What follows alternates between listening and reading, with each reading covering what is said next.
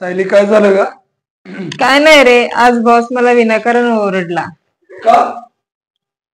कितीही प्रामाणिकपणाने काम केलं तर बॉस मलाच ओरडतो. आजपासून मी पण इतरांसारखंच काम करणार आहे.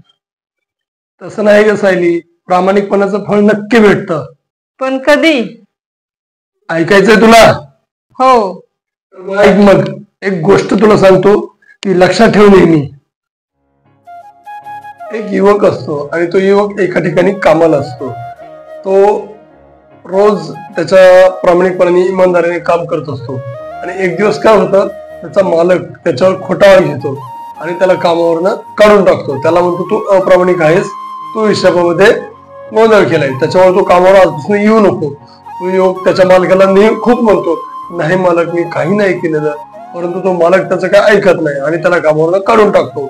युवक फुल टेन्शन मध्ये त्याच्या घराच्या दिशेने चाललेला असतो. तेवढ्यात त्याला एक वयोवृद्ध एक म्हातारा दिसतो. त्या म्हाताऱ्याच्या खांद्यावर 3 गाठोडे असतात. तो थकलेला असतो, चेहऱ्यावर जरा अशा सुरकुत्या असतात आणि खूप त्या चेहरा त्रासलेला दिसत असतो. तो चलता चलता त्या युवकाला म्हणतो, अरे बाबा, जरा थोडस थांबशील का रे? मला मदत करशील का रे? माझ्यापाशी ही 3 गाठोडे आहेत, जी मला पुढे न्यायला तू मदत कर. युवक म्हणतो, ठीक आहे बाबा, म्हणतो मी तुम्हाला मदत करतो. आणि मग ते 3 गाठोडे खांद्यावर घेतो, युवक खांद्यावर घेतो आणि चालू लागतो. चालता चालता त्याला म्हातारा म्हणतो की तू जे खांद्यावर 3 गाठोडे घेतले, त्यातल्या एका गाठोड्यात तांब्याची नाणी आहेत, एका गाठोड्यात चांदीची नाणी आहेत आणि एका गाठोड्यात सोन्याची नाणी आहेत. तू जर मला थोडी मदत केली तर मी तुला त्यातली तांब्याची नाणी 3 देतो. तो युवक म्हणतो, ठीक आहे बाबा, मी तुम्हाला मदत करतो, पण मी आयुष्यभर ज्या ठिकाणी प्रामाणिकपणाने काम केलं त्याचं फळ मला काय भेटलं, तर मला मालकानं कामावरनं काढून टाकले. त्याच्यामुळे प्रामाणिकपणावरला माझा विश्वास उडून गेला. म्हातारा त्याला म्हणतो, काही नाही, म्हणतो प्रामाणिकपणा ठेव, फळ नक्की भेटेल. एवढं बोलून ते चालू लागतात. चालता चालता मध्ये त्यांना एक नदी लागते. तो युवक त्या म्हातारा बाबाला म्हणतो, बाबा, पुढे तर नदी आहे, आता कसं? तर तो म्हातारा त्याला म्हणतो, हे बाळा, तू जर ही मला नदी पार करायला मदत केलीस, ही 3 गाठोडे घेऊन, तर मी तुला आणखी चांदीच्या नाण्याच्या गाठोड्यामधले आणखी 3 नाणी देतो. युवक म्हणतो, ठीक आहे, म्हणतो 3 तांब्याचे आणि 3 चांदीचे नाणी होतील. असं बोलून त्या बाबाला धरून नदी पार करतो. ते दोघे नदी पार करतात. नदी पार केल्यानंतर थोडस पुढे चालतात तर एक डोंगर दिसतो त्यांना. तर युवक म्हणतो, बाबा, पुढे तर डोंगर आहे, आता कसं? तर बाबा त्याला म्हणतो की हे बाळा, तुम्हाला हा डोंगराच्या पलीकडे माझं घर आहे, जर तिथपर्यंत मदत केली तर मी तुला सोन्याच्या नाण्यांच्या गाठोड्यामधले आणखी 3 सोन्याची नाणी देतो. युवक म्हणतो, चला, हे पण ठीक आहे, 3 तांब्याची, 3 चांदीची आणि 3 सोन्याची नाणी होतील. असं बोलून युवक पुढे चालत असतो, म्हातारा मागे चालत असतो. असं म्हातारा असल्यामुळे तो हळूहळू चालत असतो, युवक थोडस जरा फास्ट चालत असतो. असं बोलून त्यांच्यामध्ये दरी पडती. युवक बाबाला म्हणतो, बाबा चला, बाबा चला. बाबा म्हणतो, ठीक आहे बाळा, तू चल पुढे, मी येतो. असं करता करता त्या युवक आणि बाबा यांच्यामधली अंतराची दरी वाढत चालते आणि तो युवक डोंगरावर पोहोचतो.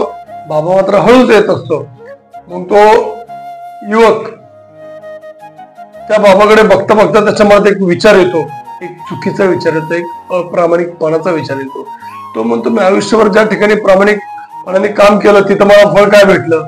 हे असं कामावरून काढून टाकायचं. आणि हा बाबा तर अजून खूप लांब आहे आणि बाबाची 3 गाठोडी माझ्यापाशी आहे, तांब्या, चांदी, सोन्याची नाणी. जर ही गाठोडी मी घेऊन पळून गेलो तर त्या बाबा माझ्यापर्यंत येऊ शकणार नाही किंवा बाबा मला पकडू शकणार नाही. असं बोलतो आणि तो मित्रांनो, तो युवक त्या 3 गाठोडी घेऊन डोंगराच्या पटापटा खाली उतरून स्वतःच्या घराच्या दिशेने धावायला लागतो. पळत पळतच धावतच घरी जातो. दरवाजा वाजवतो. बायको दार उघडते. बायको म्हणते, अहो, एवढे दमलेले काय आणि खांद्यावरचे गाठोडे कसले? बायकोला म्हणतो, सरक बाजूला. घरात जातो, पहिला दरवाजा लावून घेतो आणि ती गाठोडे बायकोकडे ठेवतो. म्हणतो, अगं, तुला माहिती का, मला मालकानं कामावरून आज काढून टाकलं आणि वाटेत एक म्हातारा भेटला, असं झालं आणि त्याची तांबी, चांदी, सोन्याची नाण्यांच्या गाठोडे मी 3 गाठोडे घेऊन पळत आलो. बायको कपाळावर हात मारते, म्हणते, अहो, तुम्हाला वेळ लागलाय का? तुम्ही आयुष्यावर प्रामाणिक राहिला आणि ह्या एका मोहाच्या क्षणाला बळी पडला. तो म्हणतो, गप, तुला काही कळत नाहीये, असं बोलतो आणि तो गाठोडे उघडतो. तर मित्रांनो त्या गाठोड्यामध्ये दगड असतात, तिन्ही गाठोड्यांमध्ये दगड असतात. दोघे आश्चर्यचकित होतात, म्हणते हे कसं झालं. तर तो तांब्याचा नाण्यांचा गाठोडा उघडतो, दगड, चांदीच्या नाण्यांच्या गाठोड्यात दगड आणि सोन्याच्या नाण्याच्या गाठोड्यात सुद्धा दगड असतात. परंतु त्या सोन्याच्या नाण्यामध्ये एक त्यांना चिठ्ठी सापडते आणि त्या चिठ्ठीमध्ये लिहिलेलं असतं, हे युवक, मी या राज्याचा वयोवृद्ध राजा आहे आणि मला या राज्याला एक प्रामाणिक उत्तराधिकारी शोधायचा होता. परंतु तू जर प्रामाणिकपणा दाखवला असतास तर तू उद्या या राज्याचा राजा झाला असतास, परंतु तू अप्रामाणिकपणा दाखवलास आणि तू या राज्याचा राजा होण्याची संधी गमावली. एवढं बोलून ते तिथं फुलस्टॉप झालेला असतो. युवक कपाळावर हात मारतो आणि पश्चातापानं रडू लागतो. मित्रांनो, इथं आपली गोष्ट संपते, परंतु या गोष्टीचं तात्पर्य काय, मॉरल ऑफ द स्टोरीज काय, की कधी कधी आपण खूप प्रामाणिकपणाने काम करत असतो, खूप निरंतर एखादं काम करत असतो, परंतु त्या कामाचा कंटाळा येऊन कुठेतरी स्टॉप करतो किंवा तो प्रामाणिकपणा सोडतो. नेमकं त्या क्षणाच्या पुढे खूप चांगलं आयुष्यात लिहून ठेवलेलं असतं, खूप चांगलं फळ भेटणार असतं. परंतु या युवकासारखं तुम्ही गोष्ट एखादी ब्रेक केली किंवा अप्रामाणिकपणा केला तर पुढे जे चांगलं लिहून ठेवलेलं आहे, चांगलं मिळणार आहे, त्याच्यावर पूर्णपणे पाणी होतं जातं. त्याच्यामुळे कधी अप्रामाणिकपणा करू नका. हो रे संतोष, मी कधीच असा प्रामाणिकपणा सोडणार नाही, नाहीतर माझी पण अवस्था त्या युवकासारखी होईल ना. आता कशी बोललीस, त्याच्यामुळे नेहमी ही गोष्ट लक्षात ठेव. आता